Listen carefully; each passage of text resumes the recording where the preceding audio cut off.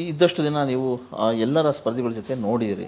ಅಲ್ಲಿ ನಿಮಗೆ ತುಂಬ ವೈಯಕ್ತಿಕವಾಗಿ ಇವರು ಡ್ರಾಮಾ ಆಡ್ತಾರೆ ಅಂತ ಅನ್ಸಿದ್ದು ಯಾರು?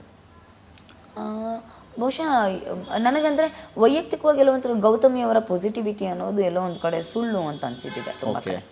ಅದನ್ನು ಹೊರತುಪಡಿಸಿದ್ರೆ ಬೇರೆ ಯಾರಿಲ್ಲ, ಬೇರೆ ಯಾರು ಅಂತ ಅನಿಸ್ತಾ ಇಲ್ಲ. ಓಕೆ. ನಿಮ್ಮ ಪ್ರಕಾರ ಗೌತಮಿ ಅವರು ತುಂಬಾ ನಾಟಕೀಯವಾಗಿ ಅಲ್ಲಿ ಗೇಮ್ ಆಡಿದ್ರು.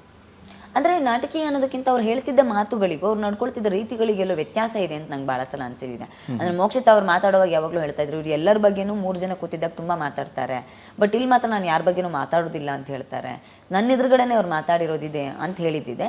ಸೊ ಹಾಗೆಲ್ಲ ಕೇಳಿದಾಗ ಇವ್ರು ಕಷಾಯ ಅಂತ ಕೊಡುವಾಗ ನನಗೆ ಮೊದಲು ಕಷಾಯ ಕೊಡ್ತಾರೆ, ಇವ್ರಿಗೆ ವೈಯಕ್ತಿಕವಾಗಿ ಬೇರೆ ಬೇರೆಯವ್ರ ಬಗ್ಗೆ ಭಿನ್ನಾಭಿಪ್ರಾಯ ಇದ್ರು, ನಾನು ಅವ್ರ ಜೊತೆ ಅಷ್ಟು ಆತ್ಮೀಯವಾಗಿ ಇಲ್ಲದೆ ಹೋದ್ರು ಕೂಡ ಇಲ್ಲದ ತಪ್ಪುಗಳನ್ನು ಹುಡ್ಕೊಂಡ್ಬಂದು ಕಷಾಯ ಕೊಡೋದು ಬಂದಾಗ ನನಗೆ ಕೊಡ್ತಾರೆ, ಕಸದ ಬುಟ್ಟಿಗೆ ಹಾಕ್ಬೇಕಾಗಿ ಬಂದಾಗ ಅವ್ರ ಮನಸ್ಸಲ್ಲಿ ಬೇರೆ ಹೆಸರಿದ್ರು ಕೂಡ ನನಗೆ ಹಾಕ್ತಾರೆ.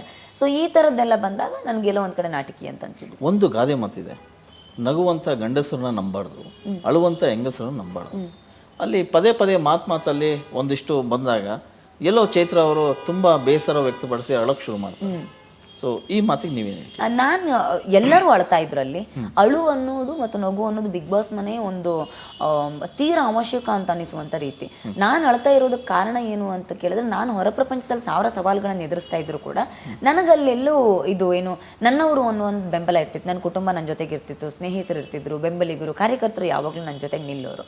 ಸೊ ಆ ಕಾರಣಕ್ಕೆ ನಂಗೆ ಯಾವತ್ತೂ ಅಳೋ ಅವಕಾಶ ಬರ್ತಿರ್ಲಿಲ್ಲ, ಧೈರ್ಯವಾಗಿ ಎದುರಿಸ್ತಿದ್ದೆ. ಆದ್ರೆ ಬಿಗ್ ಬಾಸ್ ಮನೆಯಲ್ಲಿ ಏನಾಗ್ತಿತ್ತು, ನನಗೆ ಅನ್ನೋರು ಯಾರು ಇರ್ಲಿಲ್ಲ. ಅಲ್ಲಿ ನೀವೇ ಹೇಳಿದಾಗ ಎಲ್ಲರೂ ಒಂದೊಂದು ಜೋಡಿ ಆಗಿದ್ರು, ಒಂದೊಂದು ಟೀಮ್ ಆಗಿದ್ರು, ಗ್ರೂಪ್ ಆಗಿದ್ರು. ನನಗೆ ಮಾತ್ರ ಯಾರ ಜೊತೆಗೂ ಜೋಡಿಯಾಗಿರ್ಲಿಲ್ಲ, ಯಾರದು ಹೆಗಲಿರ್ಲಿಲ್ಲ, ಯಾರದು ನೆರಳಿರ್ಲಿಲ್ಲ, ಯಾರ ಜೊತೆನೂ ಟೀಮ್ ಅಪ್ ಆಗಿರ್ಲಿಲ್ಲ.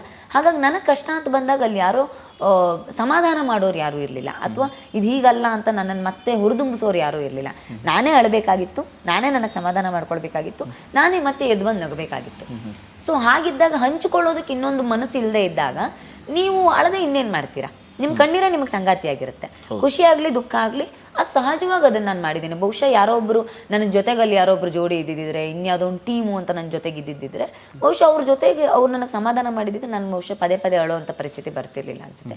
ವೈಯಕ್ತಿಕವಾಗಿ ಆಡಬೇಕು ಅಂತ ಹೋಗಿದ್ದೆ, ಯಾರು ಹಂಗೂ ಇಲ್ಲದೆ ಆಟ ಆಡಿದ್ದೇನೆ ಅಂದಾಗ ಸೊ ಆ ಹಂಗಿಲ್ಲದ ಆಟಕ್ಕೆ ನನ್ನ ಕಣ್ಣೀರು ನನಗೆ ಸಂಗಾತಿಯಾಗಿತ್ತು ಅಂತ ನಾನು ಅದನ್ನು ಗರ್ವದಿಂದ ಒಪ್ಕೊಳ್ತೇನೆ ಅಂತ.